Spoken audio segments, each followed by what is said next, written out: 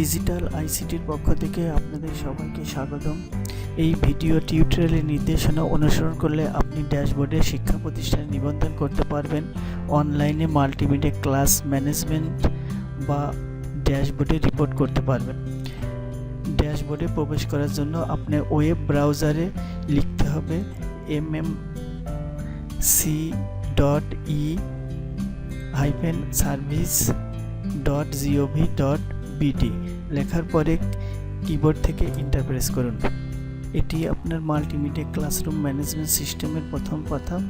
এটা প্রথমে আছে প্রথম কথা নিবন্ধন, বিজ্ঞপ্তি, যোগাযোগ, লগইন।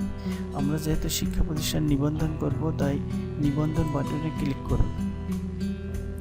নিবন্ধন বাটনে ক্লিক করলে এরকম একটু পাতা আসবে এবং নিবন্ধনের নিয়মাবলী সম্বলিত এরকমের 11টি ধাপ এখানে আসবে।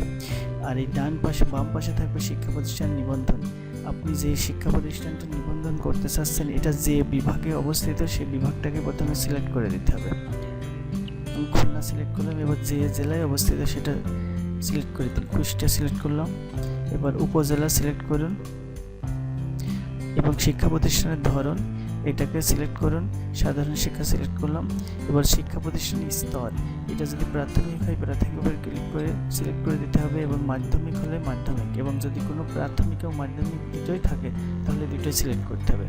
এরপর শিক্ষা প্রতিষ্ঠানের নাম, এখানে শিক্ষা প্রতিষ্ঠানের নাম বাংলায় বা ইংরেজিতে লিখে দিতে হবে। বাংলা যদি লিখতে হয় তাহলে এখানে অগ্র কিবোর্ড ইংরেজিতে আছে, এখানে বাংলা একবার ক্লিক করে বাংলা করে নিতে হবে।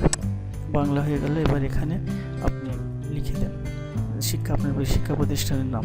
এবার শিক্ষা প্রতিষ্ঠানের ইমেল নাম্বার মনে রাখতে হবে। এখানে যে ইমেল নাম্বারটা দেবেন এই পরবর্তীতে ইউজার আইডি হিসেবেই গণ্য হবে, অর্থাৎ ইউজার আইডি হবে। আর এখানে একটি শিক্ষা প্রতিষ্ঠানের মোবাইল নাম্বার এখানে দিয়ে দিতে হবে, লিখে দিতে হবে।